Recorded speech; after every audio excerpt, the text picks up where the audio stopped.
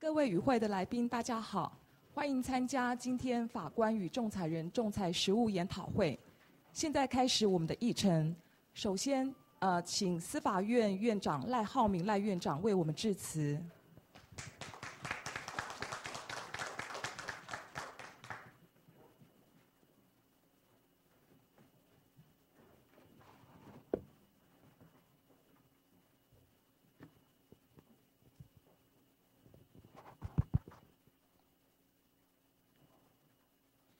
中华民国仲裁协会李理事长，法官学院的李院长，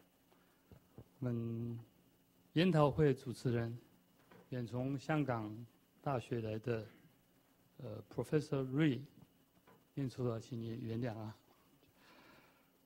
范光群律师，廖玉良大法官，还没有看见啊。刘铁珍大法官，还有各议题的报告人、语坛人、各位贵宾、各位与会的朋友，大家早安，大家好。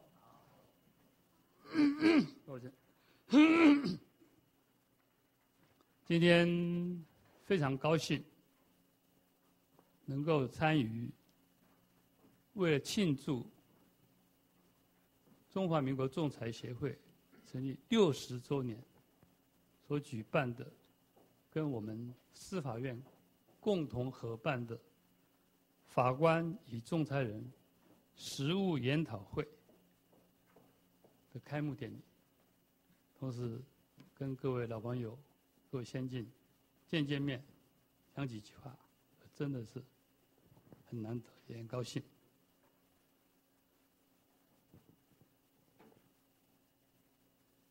我们知道，现在的人民的生活是多样化，社会多样化。当然，随着发生的就是说，可能发生的纷争、纠纷的类型也多样化。那为了因应可能发生的纷争或者已经发生的纷争的解决，我们就有一些制度。所以除了我们大家所熟悉的传统的刑事民事诉讼制度以外，我们有主要的是仲裁，还有调解、和解、调处等等，这是所谓诉讼外的纷争解决，英文好像叫做 AD2。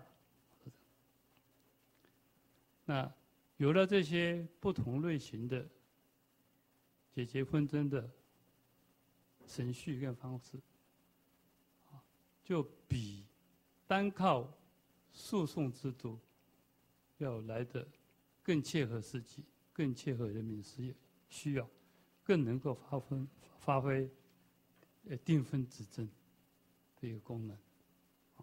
所以这是特别是仲裁制度广泛被国际肯定跟运用，我们台湾也不例外。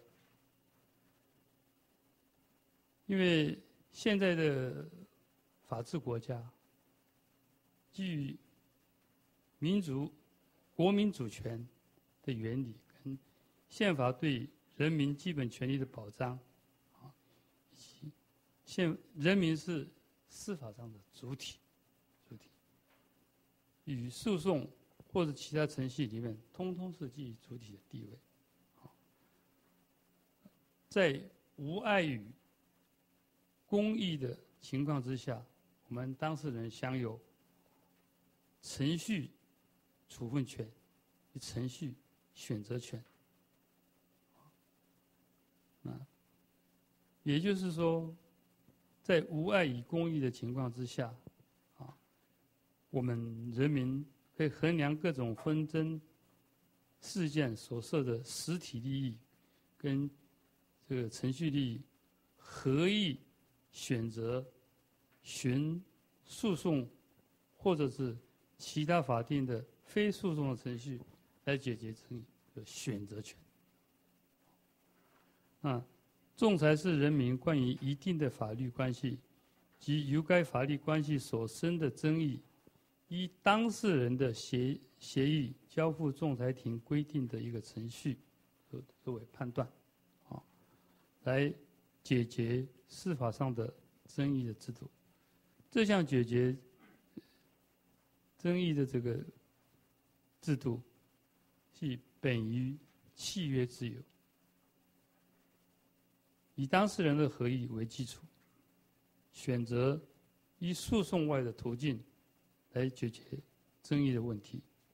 所以，同时兼有程序跟实体两方面的效率。那据司法纷争自主解决的特性，这跟我们司法自治有相当程度的关联性。那仲裁制度所具有的当事人的自主、迅速、经济、弹性处理的优点，这是我们传统的诉讼制度所没有的、所缺乏的。所以，既然有自主、迅速、经济、弹性这么多的优点，国际性的纠纷的处理，依照选择仲裁的情况非常之多。因为个人也执行律师业务40几年，也常常劝告或者是依照当事人的意思，把这个解决纷争的方法选用仲裁来作为一个方式，这是顺便向各位报告的。那为了促进仲裁制度的健全发展，提高人民对仲裁制度的信赖，对于仲裁应为的必要的协助与监督，而这个我们一般国家对这个仲裁的协助监督，一般是由法院来代表国家。其实我们要特别强调一点，法院介入仲裁程序，应该是以协助为主，不是以监督为主。怎么样是协助仲裁程序能够顺利的达成功能，而不是监督为主，因为毕竟这是司法自治、契约自由，人民对这个纷争程序跟这个实体的解决方法的选择，国家应以协助，而不是应以干涉，这是我们基本的立场。那这个在我国仲裁法原来是叫做《商务仲裁条例》，在民国86年的6月间，我们参考联合国国际商务仲裁法的范本、美国联邦仲裁法等立法，我们这个把我们原来的商务仲裁条例，也因应我国未来社会和经济社会发展需要，大幅加以修正，同时更名为仲裁法。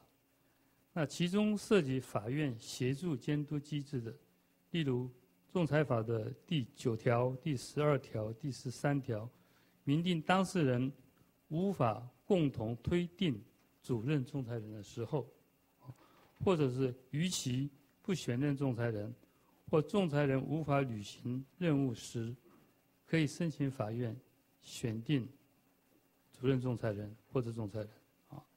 那而第17条规定，当事人可对仲裁庭的决定向法院请求救济。26条、28条也规定，证人无正当理由不到仲裁庭作证的话，可以申请法院命其到场。为进行仲裁的必要仲裁庭得请求法院给予必要的协助。那法院监督机制中最具代表性的可能是第40条撤销仲裁判断的诉讼。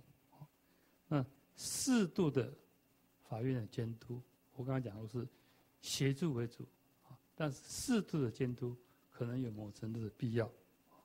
而适度的法院的监督有助于厘清仲裁人的仲裁权与法官审判权的分际，维护仲裁制度的自主原则，并发挥迅速解决争议的功能。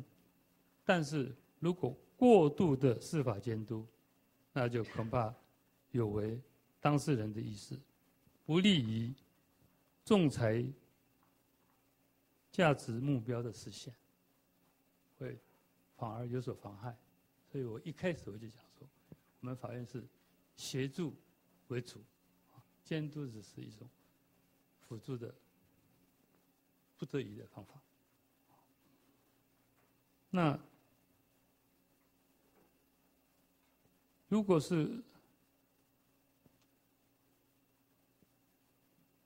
过度的加以监督的话，除了刚刚讲说有违仲裁的一个原来的一个基本的这个宗旨以外，恐怕有违反当事人意识，不利仲裁目标的实现，刚才也讲过了，甚而会妨害仲裁制度的健全发展，这绝对不是我们司法的立场所愿意做的事情，也不是我们所会做的事情。法院裁判对这个仲裁的态度，常攸关一国的仲裁制度得伙健全发展。法院的及时协助，适当的监督仲裁，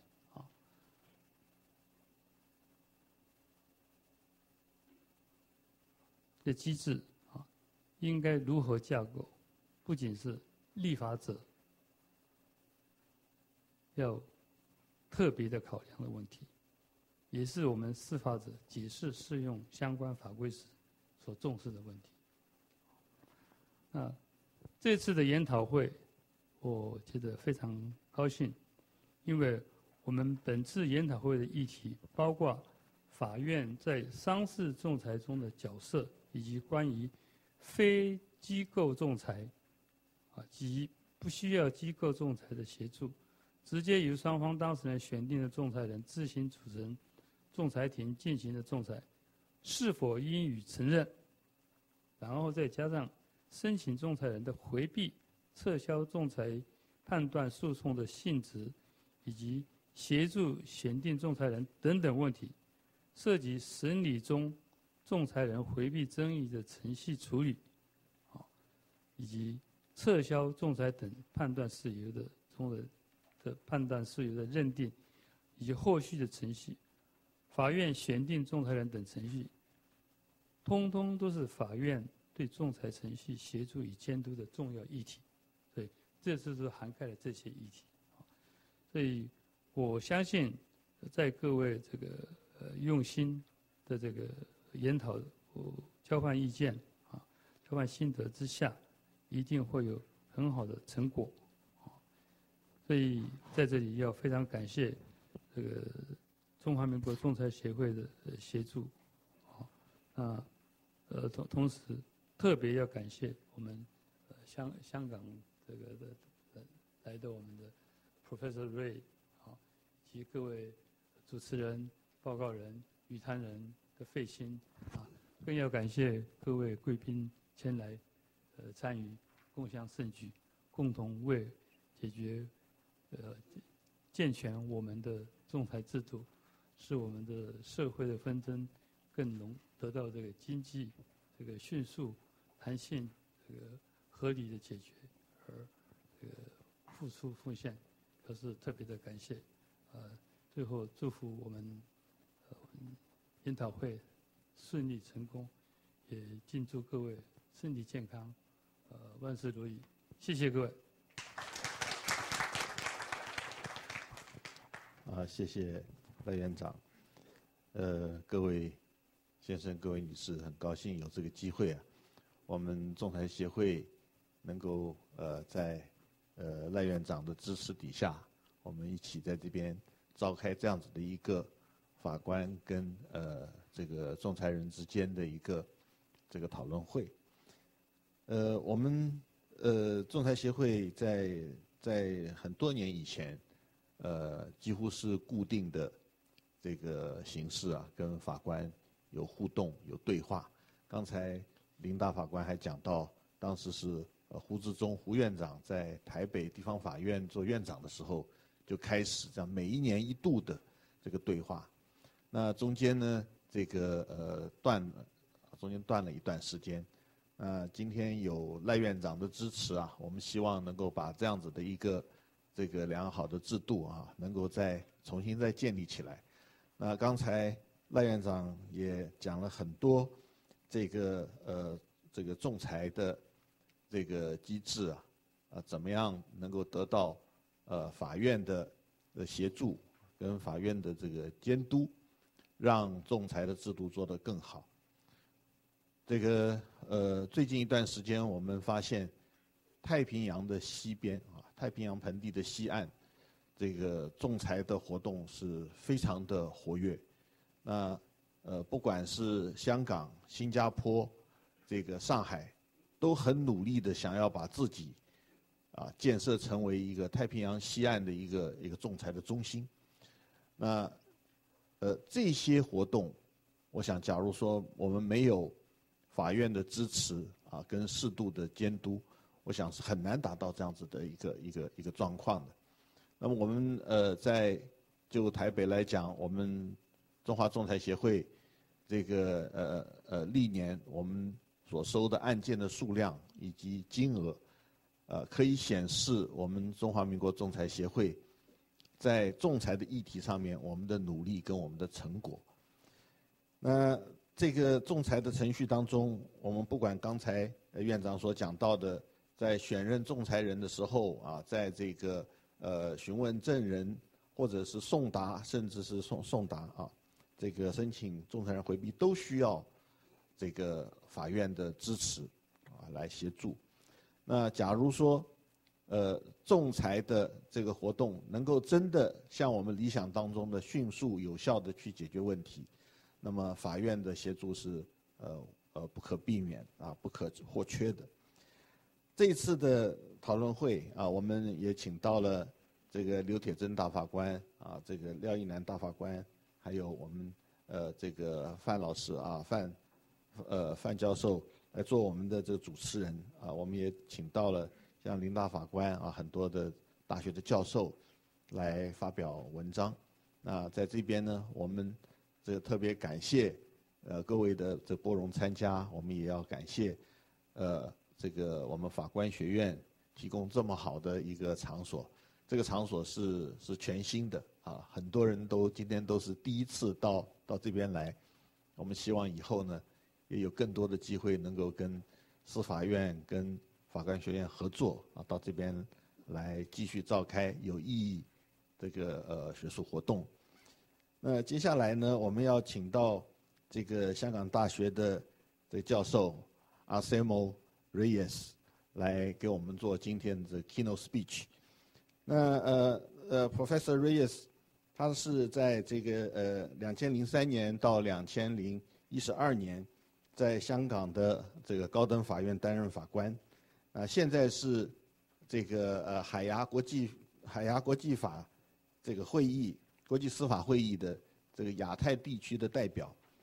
那他也在这个2015年被指定成新加坡的国际商事法院的法官。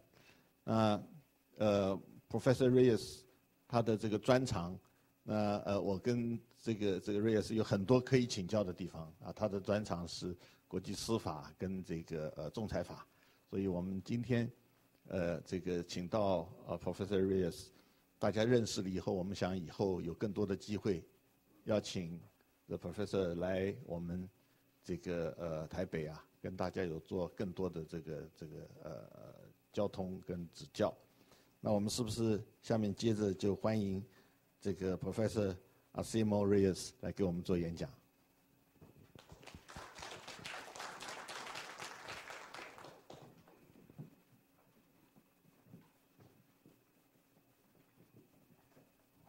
今天我们这个演讲，Professor Reyes 还是以他比较熟悉的英文来进行。那也很高兴的，Professor 请到他自己的学生啊，这 Sunny Chan 来帮我们做这个中文的翻译啊。现在请两位。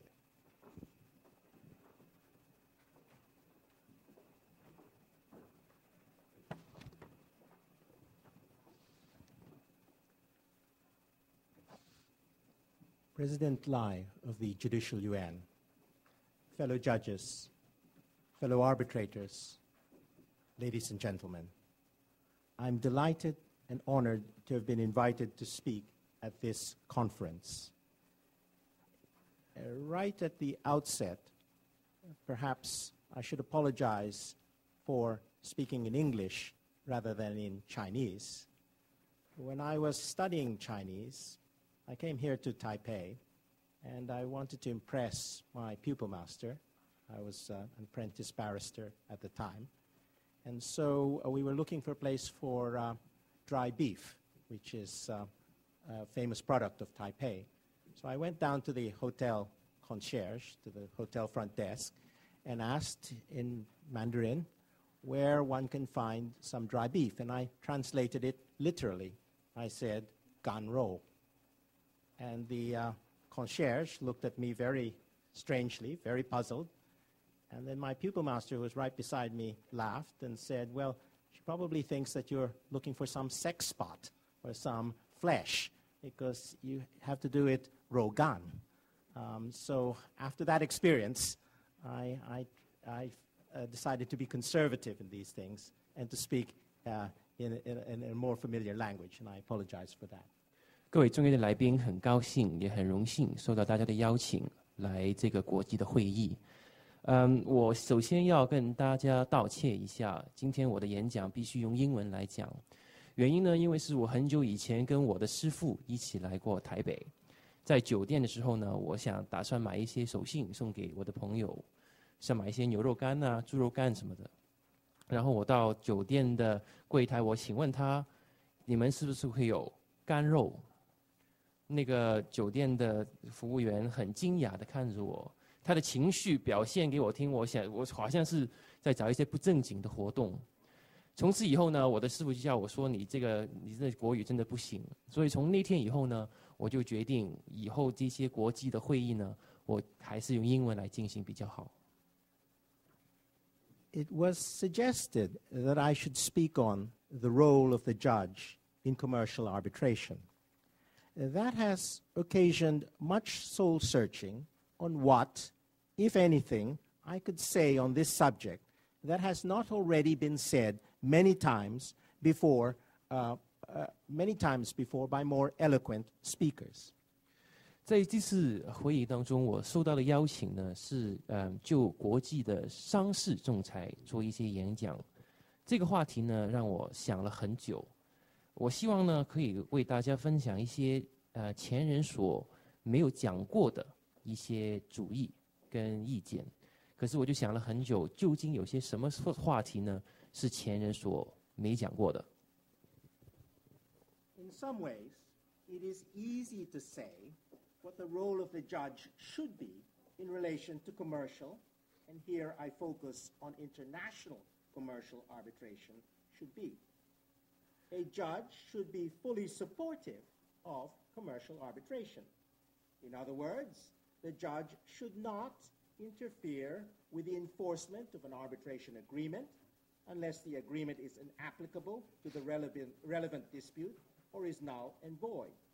In respect of enforcement of an award, the judge should essentially be pro-enforcement, unless there has been some blatant lack of due process in the making of the award, or the award is repugnant to the court's fundamental conceptions of arbitrability, morality, and justice, then the award should be enforced.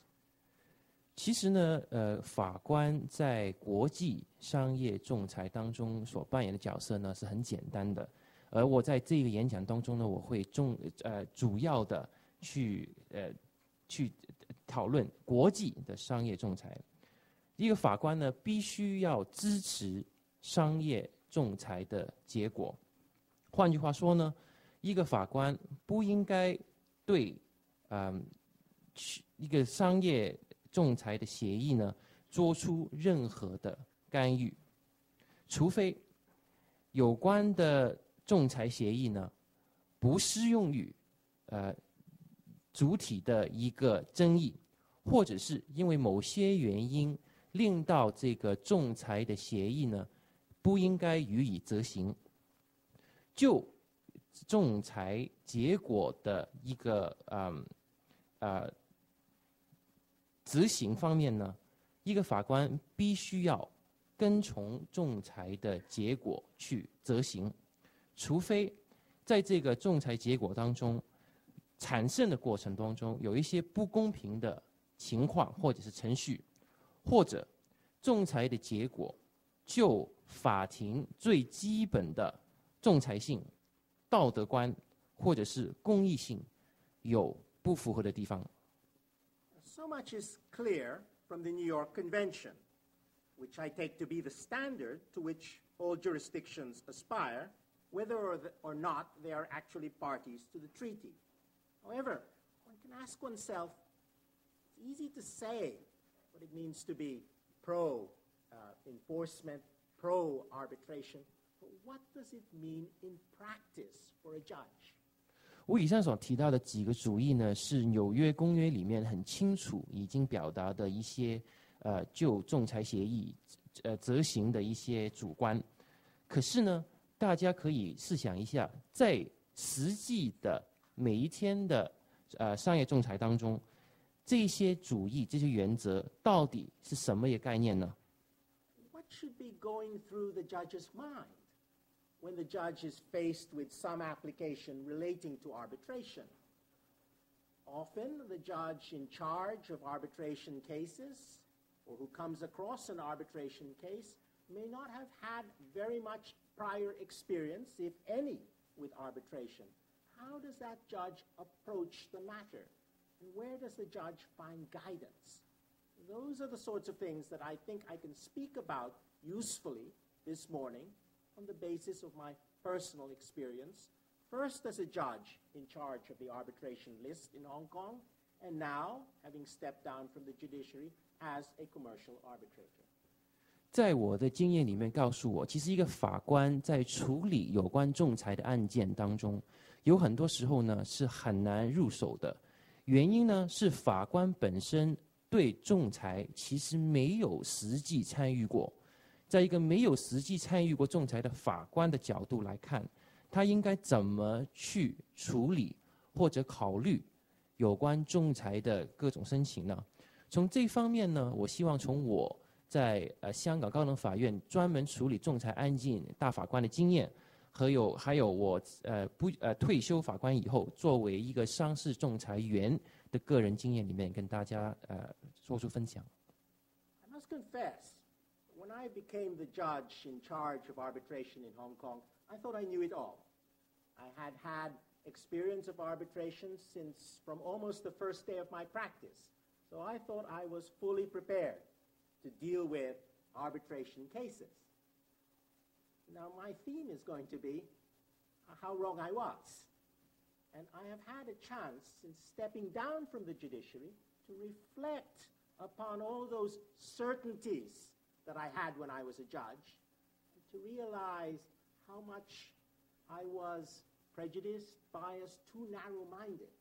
I want to share that experience with you this morning by looking into 3 cases. Those cases don't necessarily deal with me. 2 of them were decided after I left the judiciary. 1 is my own case. But I want to use them as springboards to say how, thinking about things more, I've come to change my mind. But thinking about things more once I left the judiciary. 跟大家报告一下，在04年我做法官那一天，我很有自信，我以为我自己对仲裁所有的一方面都了解，因为呢，我在大律师第一天，我第一个案子就是一个仲裁的案子。可是，在我退休了以后，我才发觉自己很多的想法是犯了基本性的错误。而今天的会议呢，我跟大家分享的呢，就是我这些错误和我在退休以后对这些错误的一些反省。我今天的报告希望从3个案子当中去跟大家分享有关的经验，其中2个是我在退休大法官以后所定的案子，其中1个是跟我自己所判决的有关系的。Now, the first case is one called S&B, because arbitration is treated as a confidential matter in Hong Kong. Judgments in Hong Kong on arbitration are anonymized, and so one tends to just use letters for the parties to the arbitration. S alleged that certain disputes with B did not fall within the scope of an arbitration agreement. The arbitral tribunal ruled that the disputes fell within the arbitration agreement and ordered S, after substantive hearing, to pay an amount to B in respect of those disputes. S challenged the tribunal's jurisdictional ruling in the court, but was unsuccessful. 第一个案子呢是一个叫 S&B 的案子，在香港呢，所有仲裁案件是保密的，所以很多时间呢，我们就以一个英文字母去代表有关的一些当事人。这个案子呢是2014年7月24号所定的。在这个案子当中呢，原告人呢，他就挑战这个仲裁庭是否有司法管轄权去处理有关的争议。在仲裁庭肯定而且裁决仲裁庭本身有司法管辖权以后呢，当事人透过跟法院申请去否定仲裁庭就本身的司法管辖权的一个判决，而法庭呢裁定这个仲裁庭呢是本身有司法管辖权的，而当事人 S 的申请呢被否决了。So this is a typical case of competence. The typical case that will come before a judge who deals with arbitration. How does the judge approach this case? Well, the Hong Kong court spends a lot of time in its judgment discussing whether it's going to be a complete rehearing or just a review. You just review the judgment to see where, or if at all, the arbitration tribunal went wrong. The conclusion of the Hong Kong judge, following orthodox theory, following House of Lords judgments in the UK, is that the arbitral tribunal's decision on jurisdiction has no weight at all. It's a complete rehearing before the court, and the court is not bound by anything that the arbitral tribunal has decided. The court rehears the matter completely and comes to its own view. That's the orthodoxy, and that's the orthodoxy that I shared when I was a judge. 这个案子呢是很常见的一个就仲裁庭自裁司法管辖权的案件，而在香港的判决里面呢，法庭就法庭应该怎么处理有关的申请做了很长的分析。法庭有2个选择，第一呢是就仲裁庭的司法管辖权做一个重新的审理，第2个选择呢就是就仲裁庭的一个判决呢本身是否出错做一个审理。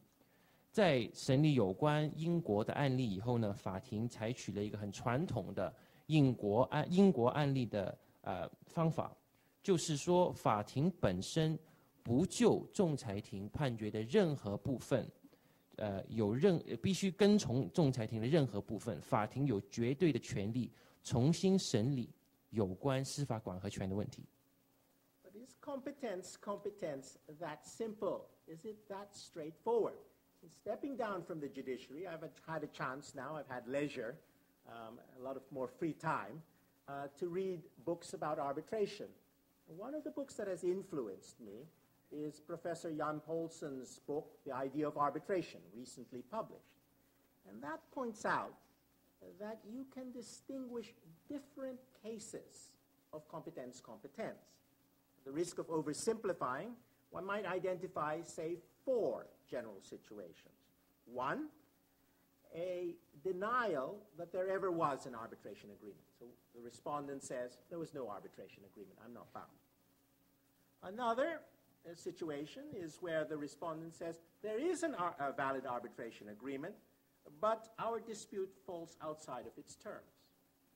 A third situation is where the respondent says, there is an arbitration agreement, and I'm bound by it. I could fall within its terms. The dispute could be within its terms, but there's a condition precedent, and the condition precedent hasn't been met. Typically, the condition precedent that is asserted is, you have to go through mediation first. Or nowadays in Hong Kong, people say, you have to go through negotiation. And it's only when negotiation proves impossible that the arbitration agreement kicks in. The fourth situation is where they say, yes, there is or was a valid arbitration agreement, but for some reason, it has become null and void. Some reason like fraud, misrepresentation, some condition subsequent that has meant the arbitration agreement has become void.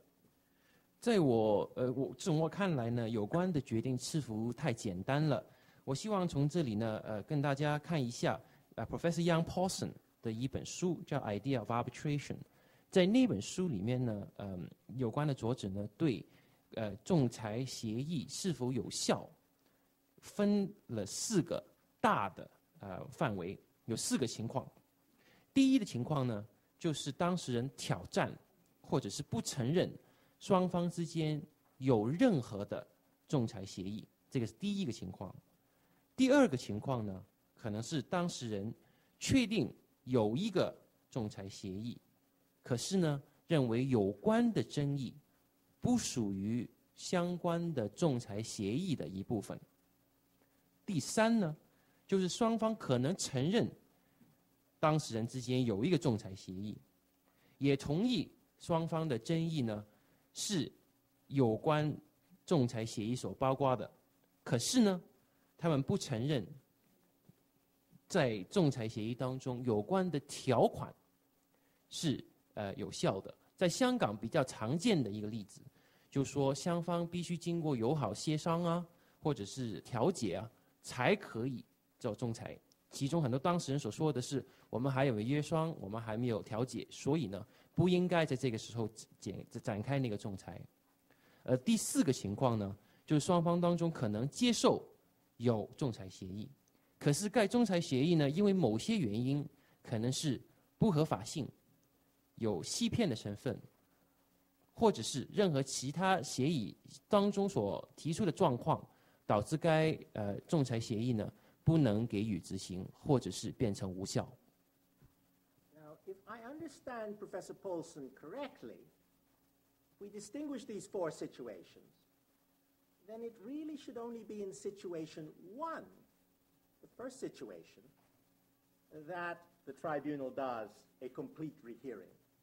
In situations 2, 3, and 4, the court, the judge should pay deference to the finding, the conclusion of the arbitrator.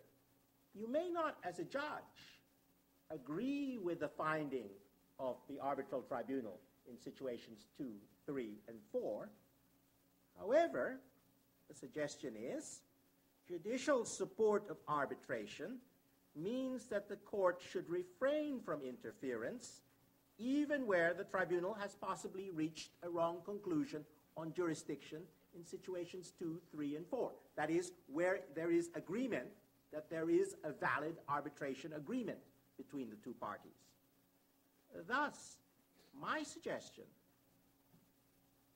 is that even in the area of competence, the court should exercise judicial restraint. Depending on the type of jurisdictional challenge, a court should think twice before embarking on a complete rehearing as opposed to mere review of a challenge. 如果Sean Paulson 教授是对的话呢，那基本上只有在双方认为根本没有仲裁协议的情况以下，法庭才应该干预或者是重新审理双方之间就仲裁的约定。在情况2到4，就是双方同意有仲裁协议的情况下呢，法院应该尊重仲裁庭就有关司法管辖权的决定，即便法院觉得仲裁庭的有关的一些理由或者是他们的想法是有错误或者是不正确的情况下，法院也应该对自己做予一个司法的约束，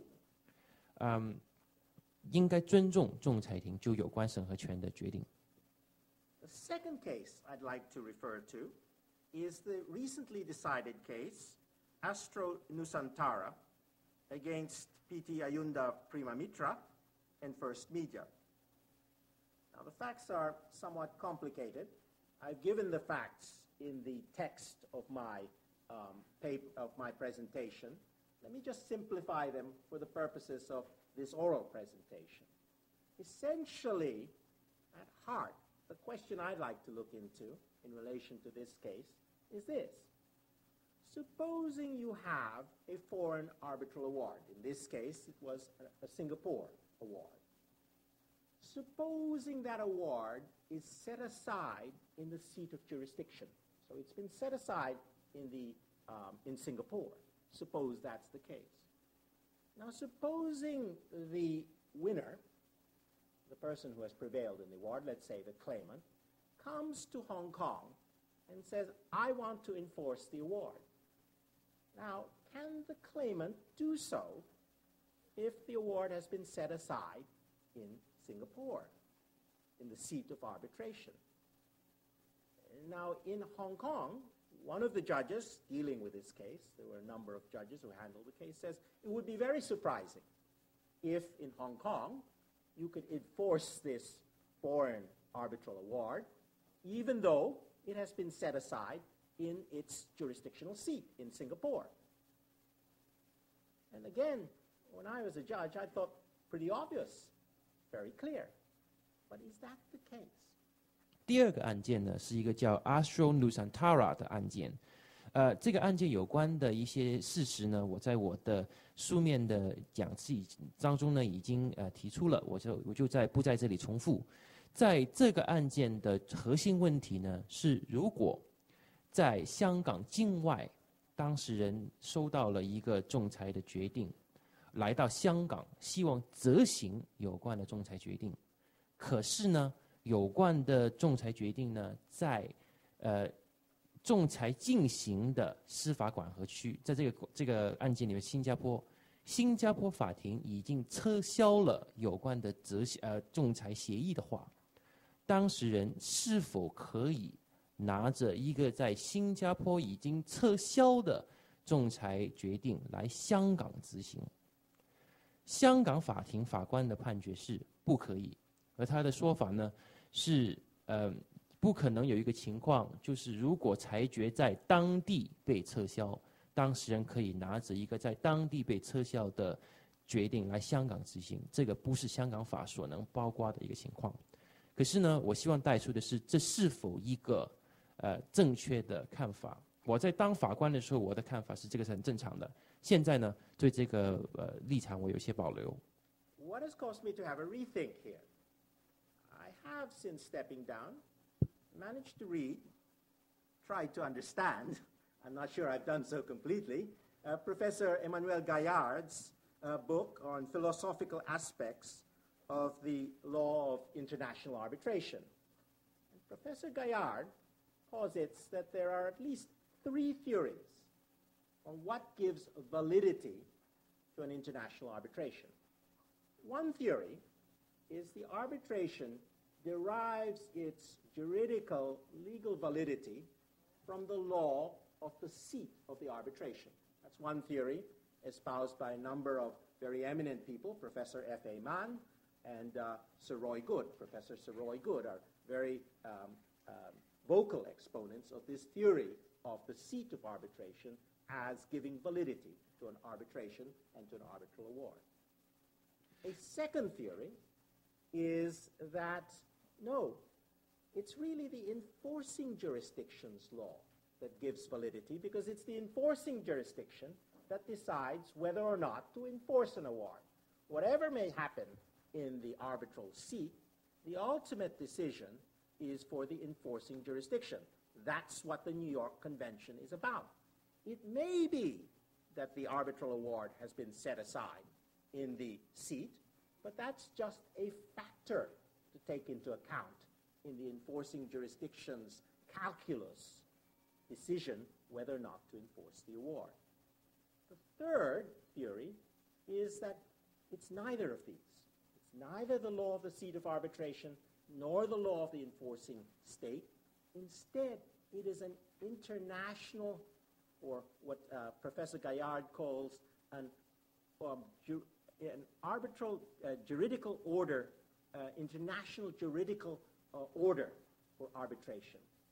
It's transnational legal principles.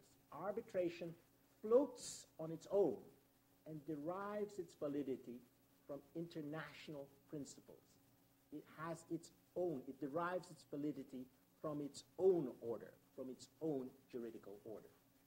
有关刚才我说的问题呢，在一个 Professor Gaillard 的一个国际仲裁的哲学理论一书当中呢，该作者提供了一个可能参考的答案。该作者呢提出了三个可以参考的理论。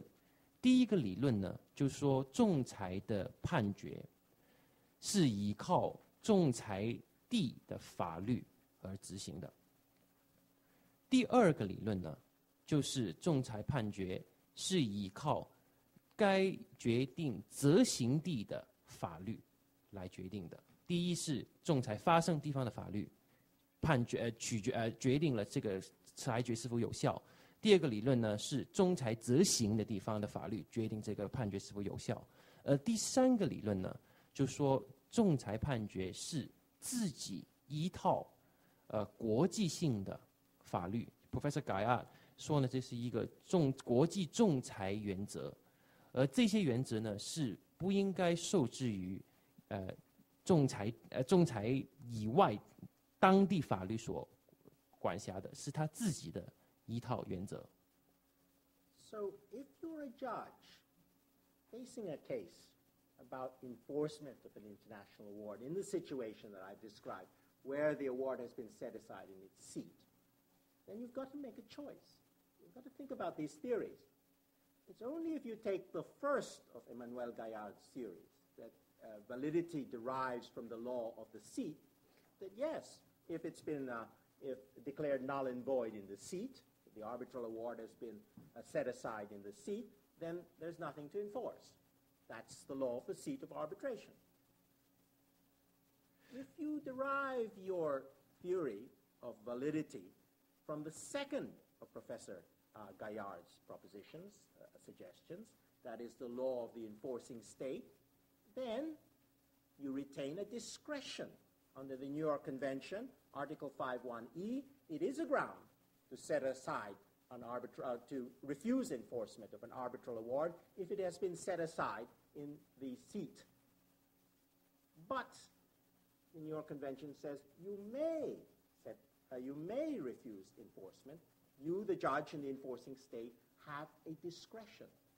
So it may be a factor, but it's not necessarily a decisive or conclusive factor that the award has been set aside in the seat. If you espouse the third theory, which Professor Gaillard espouses, well, then it all depends on what Professor Gaillard calls transnational legal principles. Has the law, has the seat of arbitration, has the court of the seat of arbitration applied these transnational legal principles correctly in setting aside the arbitral award?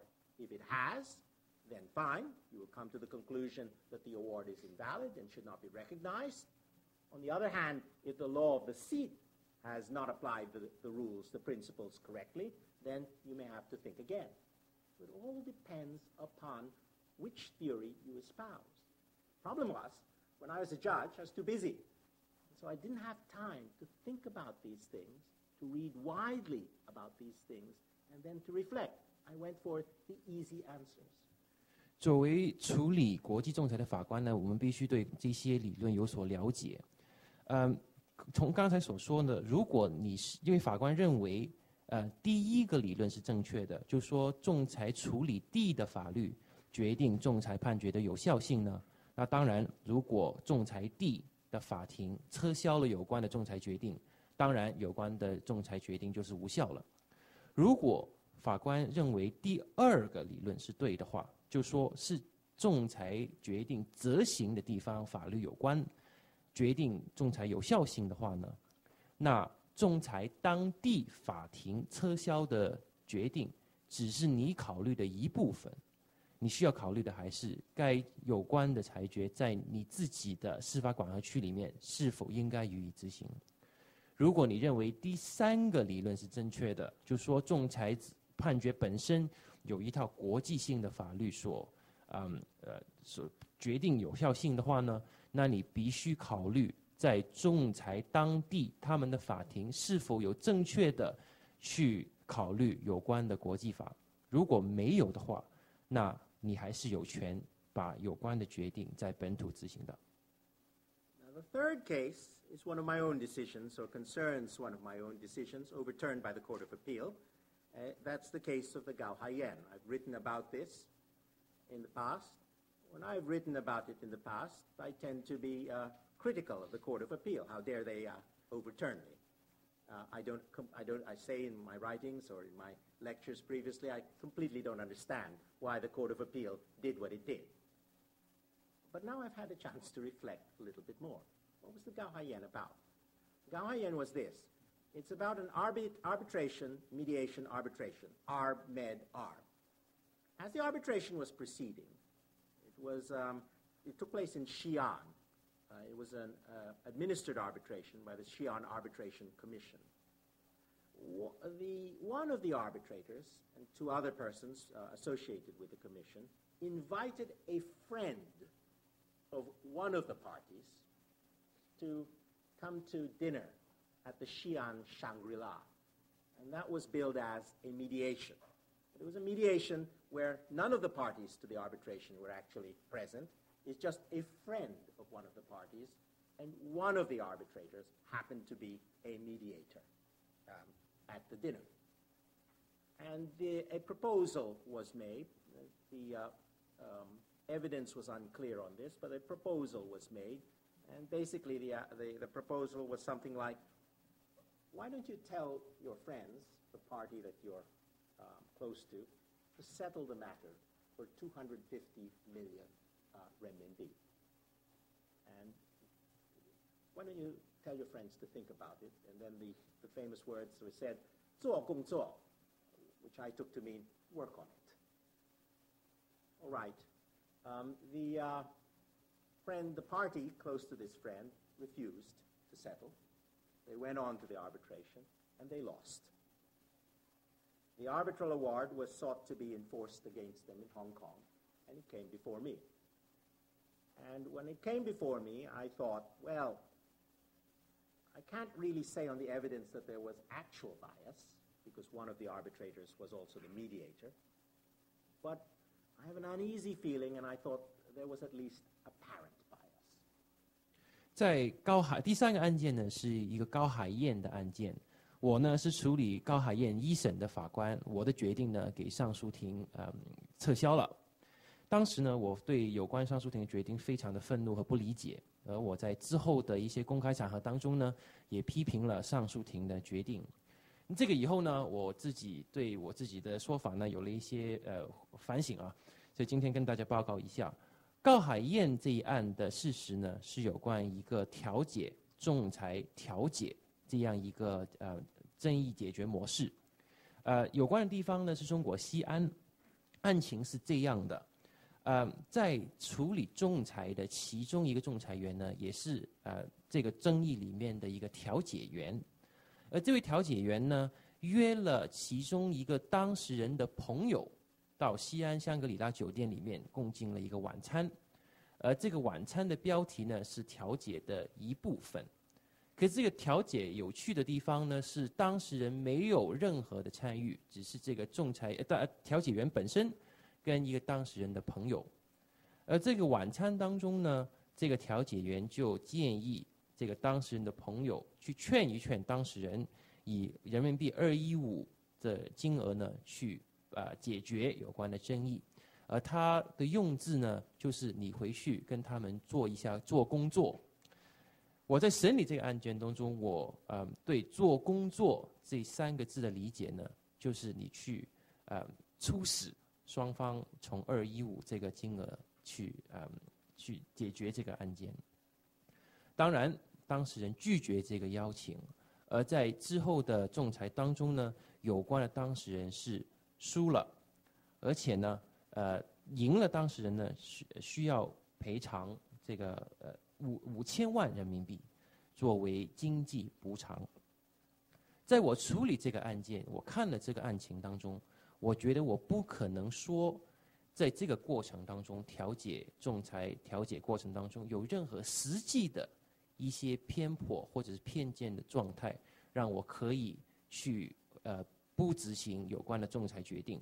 可是我觉得，在这个案情当中，最起码的是有明显的偏见，不是实际的偏见，是明显的偏见。所以呢，我就把有关的仲裁决定撤销，不予以在香港执行。So if this decision came to me as this award came to me as a Hong Kong domestic arbitral award, I would say, well, I'm going to set it aside because there's apparent bias. It's not a good idea. It's not commensurate with Hong Kong public policy to enforce an arbitral award which appears to be biased. And so I refused recognition and enforcement of this Xi'an arbitral award. The Court of Appeal said, wrong, not the correct approach. The party who lost had actually sought to set aside the award before the Xi'an Intermediate People's Court. And the Xi'an Intermediate People's Court refused to set aside the award. They said this was a perfectly okay arbitration. There's no reason to say or suggest even apparent bias. All right? The Court of Appeal said I should defer more to the decision of the court in the arbitral seat in Xi'an. I did not defer sufficiently to the decision of the Xi'an court. And therefore, the court overturned my decision and allowed recognition and enforcement of the award. 在有关的案件到了上诉法庭的时候呢，上诉法庭的意见呢，就说我没有足够的去考虑，因为当事人呢在来香港以前已经向西安中级人民法院申请去否定有关的仲裁判决，而西安中级人民法庭呢，就他们的判决是有关的仲裁决定是没有问题的，应该可以在西安执行的。可是我在考虑有关的案情当中，没有足够的去考虑西安中级法庭的判决，而上诉庭不同意我的地方呢，就是说我应该充分的去尊重西安中级法庭对有关仲裁结果的肯定，不应该轻易的去否决有关的执行。For a long time, I thought the Court of Appeal must be wrong. With public policy, I should assess public policy, whether an award is contrary to public policy under the terms of the New York Convention. I should assess it by reason of or by reference to Hong Kong public policy, not Xi'an public policy. So why should I pay any deference at all to the Xi'an Intermediate People's Court's decision? I should look to what a Hong Kong judge would say. And having reflected more, I think that I failed to take into account the difference between apparent bias and actual bias. I went for the ground of public policy. Under the New York Convention, Article 5.2, the enforcing court can refuse recognition and enforcement on the ground of public policy. But Article 5.1 also allows refusal of enforcement if certain matters are met, including one possible ground, and under Article 5.1, a party did not have a reasonable opportunity to be heard. And if there's apparent bias, you might argue there's not been a reasonable opportunity because there's been apparent bias.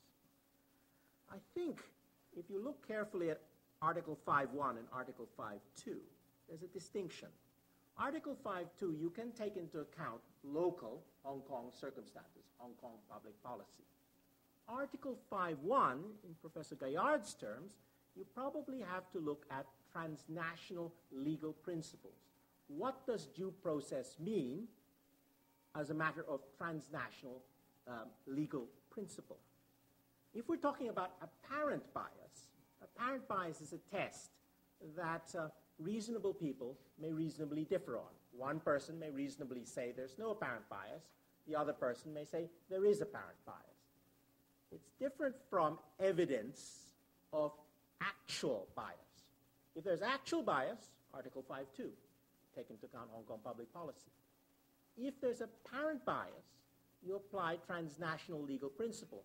If the seat of the Xi'an seat of the arbitral award says there's no apparent bias, then unless that judgment is glaringly wrong, I should, as the enforcing judge, defer to it. That, I think, is what the Court of Appeal was saying.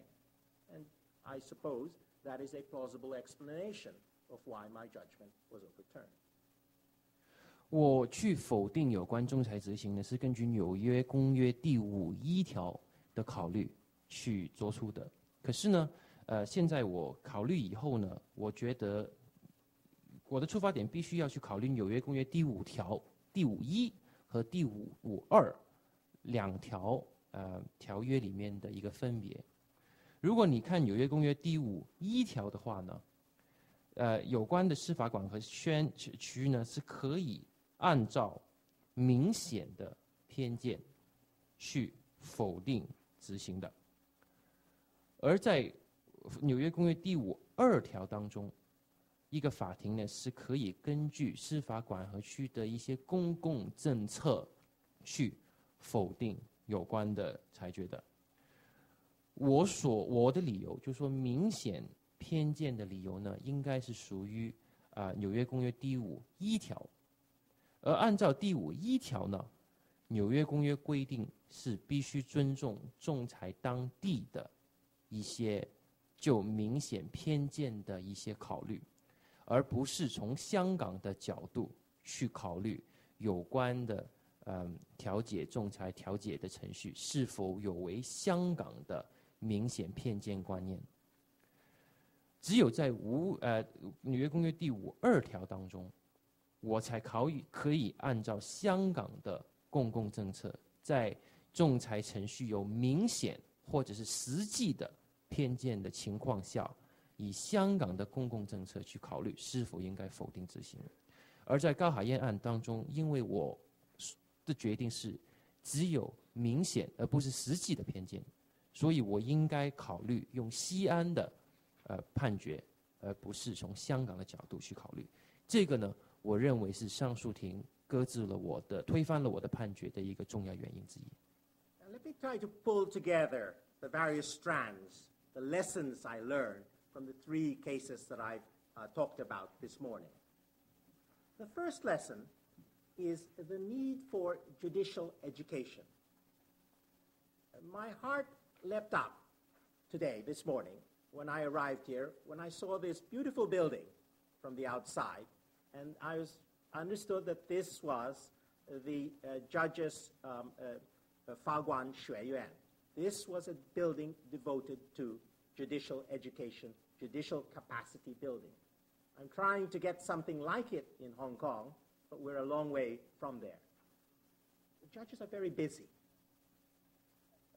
One needs, however, to give time to judges to learn about, to think about, to read about various specialist topics, in particular, international commercial arbitration.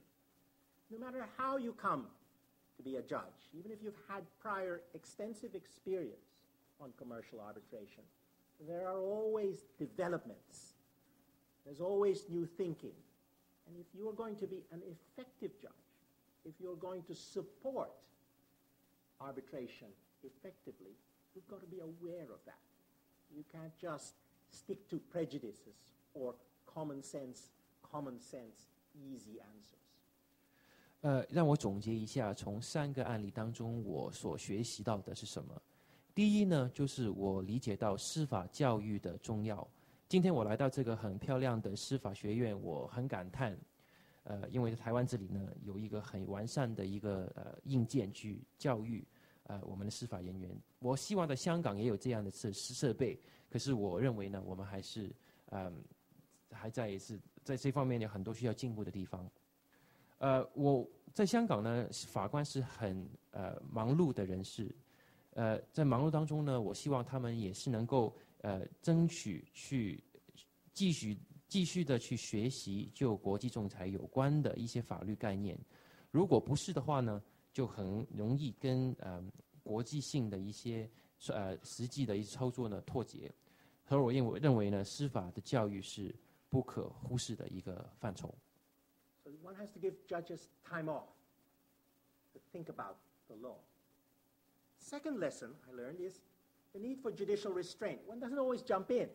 Now, when I was in charge of the arbitration list, I had a very aggressive reputation of really trying to keep things moving in the interests of saving time and cost. Never mind if I supported arbitration or what, as long as I should do the thing that keeps things moving to save the parties time and cost. But that's not the right attitude, I think.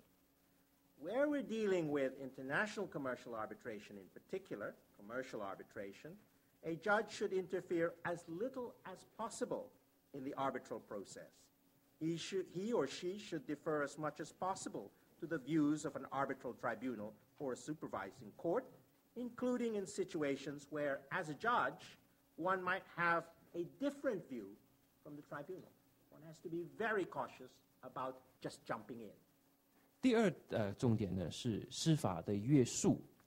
我在当法官的时候呢，我就很常的去干预仲裁庭就某些法律问题的一些判决。自从我当仲裁员以后，我发觉呢，这个是一个错误的一个态度。一个法院呢必须尊重，也是要在无时无刻尽可能的让仲裁庭去处理他们自己的案件，而不是从多方面去干预，这个相当重要的。The third lesson I draw is judges have got to be brave. What do I mean by that? Well, let's suppose that you're at the moment a non-arbitration friendly jurisdiction. And you, as a judge in charge of arbitration, want to transform your jurisdiction to an arbitration-friendly one, known internationally to be arbitration-friendly. Well, that means you have to make a few brave decisions. Where others might jump in, you have to exercise restraint. Take the opposite situation. Supposing you're a judge in an arbitration-friendly jurisdiction, hands-off arbitration. You have to be brave. It doesn't mean that you rubber stamp everything that a tribunal does. If you think that there is something really wrong, you've got to say so and follow your principles, even though everyone else will say, oh, you're not being arbitration friendly. So it's a difficult tightrope that a judge has to walk, and the judge has to be brave. 而第三点呢，是一个法官必须要勇敢的去判案。假设你是一个对于仲裁执行不友好的司法管辖区，如果你想把自己的这个地方搞成一个对仲裁友好的司法管辖区的话呢，你必须有勇气，就是在你觉得仲裁理由有错误的时候，保持一个约束。相反，如果你是一个对仲裁友善的司法管辖区，你的态度是尽量不干预仲裁决定。可是，在你发觉，根据纽约公约以下，仲裁的判决是有明显或者是不公义的情况下，你也必须要勇敢地指出有关的错误。所以，作为法官，最具挑战性的，就是在两者当中取得这个平衡。而取得这个平衡，你必须要勇敢。Bravery means sometimes that you may have to go against what seem to be obvious common sense solutions, because sometimes it's not obvious.